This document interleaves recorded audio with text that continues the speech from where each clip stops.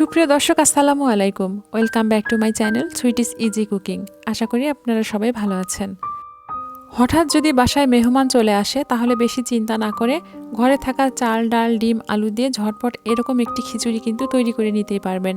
এটা পোলাওয়ের বিকল্প হিসেবেই চালাতে পারবেন, কারণ এটা খেতে অত্যন্ত সুস্বাদু এবং স্বাস্থ্যসম্মত। চলুন তাহলে আমরা রেসিপিটি দেখে নেই। খিচুড়িটি রান্নার জন্য 7-8টি গোল আলু কেটে নিয়েছি এবং 3টি ডিম সেদ্ধ করে নিয়েছি। এগুলোতে লবণ এবং হলুদ মাখিয়ে নিচ্ছি। এখন এগুলোকে ভেজে নেব। ভেজে নেওয়ার জন্য চুলায় একটি প্যান বসিয়ে দিয়েছি আর সেখানে দিয়ে দিচ্ছি সরিষার তেল। সরিষার তেলটা একটু গরম হয়ে গেলে এখানে আলুগুলো দিয়ে দিচ্ছি। আলুগুলোকে এখানে লালচে করে ভেজে নেব। দর্শক, আমার চ্যানেলে যদি নতুন হয়ে থাকেন তাহলে চ্যানেলটিকে সাবস্ক্রাইব করে দিন আর আপনার মোবাইল স্ক্রিনের বেল আইকনটিতে ক্লিক করে দিন। এতে করে নিয়মিত রান্নার নোটিফিকেশন আপনার মোবাইলে চলে যাবে। এখন এক সাইডে ডিমগুলোকে দিয়ে দিচ্ছি। আলুগুলো ভাজা হয়ে গেলে এগুলোকে একটা প্লেটে তুলে নিচ্ছি। ডিমগুলোকে খুব বেশি ভাজবো না, কারণ আমার কাছে মনে হয় যে একদম বেশি ভাজা হয়ে গেলে ডিমের গাটা শক্ত হয়ে আসে, সেটা আমার কাছে খেতে ভালো লাগে না। তাই এটা হালকা করে ভেজে তুলে নিলাম।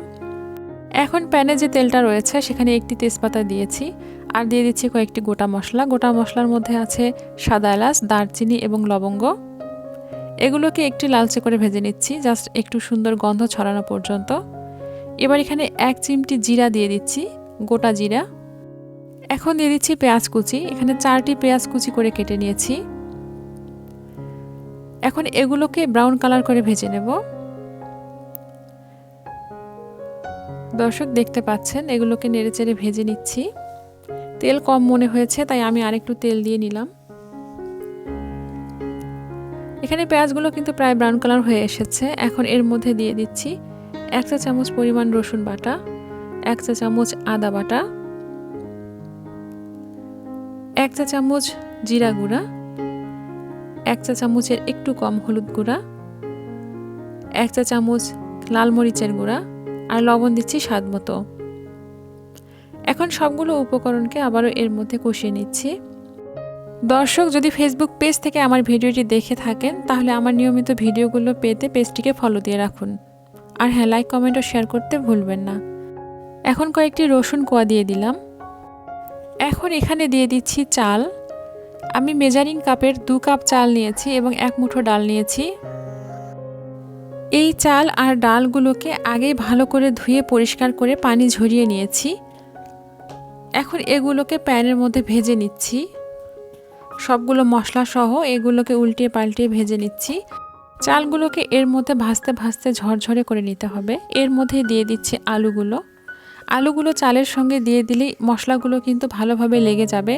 আর আলুগুলো যেহেতু ভেজে নিয়েছি এবং গোল সাইজের আলুগুলোই ব্যবহার করেছি, এটা কিন্তু সহজে ভাঙবে না। এখন এগুলোকে আবারও ভেজে নিচ্ছি।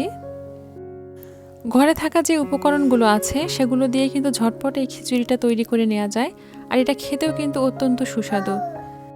দর্শক, এই মুহূর্তে যারা আমার খিচুড়ি রেসিপিটি দেখছেন, আমার অনুরোধ থাকবে খুব তাড়াতাড়ি এভাবে খিচুড়ি রান্না করে খাবেন। আর রান্না করে খেয়ে কতটা ভালো লেগেছে সেটা আমার কমেন্ট সেকশনে জানাতে একেবারেই ভুলবেন না। এ পর্যায়ে এর মধ্যে পানি দিয়ে দিয়েছি। পানি দিয়েছি চালের পরিমাণের দ্বিগুণ, অর্থাৎ 2 কাপ চালের জন্য 4 কাপ পানি দিয়েছি। আর পানিটা আগে আমি গরম করে নিয়েছি। গরম পানি দেওয়ার উপকারিতা হলো এতে খিচুড়িটা ঝরঝরে হয়ে আসবে। এখন এটাকে জাল করে নিচ্ছি। এ পর্যায়ে দিয়ে দিচ্ছি ধনিয়া পাতা কুচি। ধনিয়া পাতাটাকে কখনোই অ্যাভয়েড করবেন না, কারণ ধনিয়া পাতাটাই কিন্তু আপনার খিচুড়ির স্বাদটা অনেকখানি বাড়িয়ে দেবে। এখন এটাকে ঢেকে দিচ্ছি, পানি শুকিয়ে আসা পর্যন্ত অপেক্ষা। এবারে চেক করে নিচ্ছি, পানিটা সম্পূর্ণ শুকিয়ে যায়নি, এখানে হালকা একটু পানি রয়ে গিয়েছে। এখন এটাকে উল্টিয়ে পাল্টিয়ে দিচ্ছি যাতে উপর থেকে নিচ পর্যন্ত সবগুলো চাল ভালোভাবে সেদ্ধ হয়ে আসে। এ পর্যায়ে অ্যাড করছি 1 চা চামচ গরম মশলা গুঁড়া।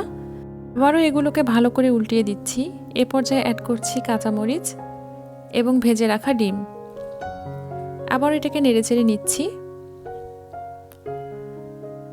দর্শক, দেখতে পাচ্ছেন এটাকে নেড়েচেড়ে নিয়ে আবার এটাকে ঢেকে দিতে হবে।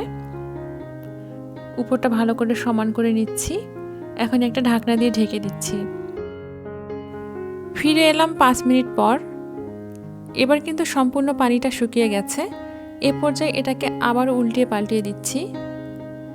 এখন কিন্তু চালটা পুরোপুরি সেদ্ধ হয়ে যায়নি, একটু শক্ত শক্ত আছে। এবার এটাকে ঢেকে দিচ্ছি, ঢেকে দিয়ে রাখছি প্রায় 10 মিনিটের মতো। এই 10 মিনিটেই কিন্তু চালটা সম্পূর্ণ সেদ্ধ হয়ে যাবে এবং খিচুড়িটা ঝরঝরে হয়ে যাবে। আর আগে যদি চালটা সেদ্ধ হয়ে আসতো তখন কিন্তু খিচুড়িটা অনেকটা নরম হয়ে যেত। দর্শক দেখতে পাচ্ছেন এবার ঝরঝরে খিচুড়ি তৈরি হয়ে গেছে। এখন পরিবেশনের জন্য প্রস্তুত করছি। দর্শক দেখতে পাচ্ছেন এটা কত সুন্দর ঝরঝরে হয়েছে। আলু ডিম সহ এটা কিন্তু দেখতেও অনেক ভালো লাগছে। দর্শক আমার বিশ্বাস আজকে আমার রেসিপিটি আপনাদের অনেক ভালো লেগেছে। আবার আসবো নতুন কোনো রেসিপি নিয়ে ইনশাআল্লাহ। সুস্থ থাকুন, নিরাপদে থাকুন। এতক্ষণ সাথে থাকার জন্য ধন্যবাদ। আল্লাহ হাফেজ।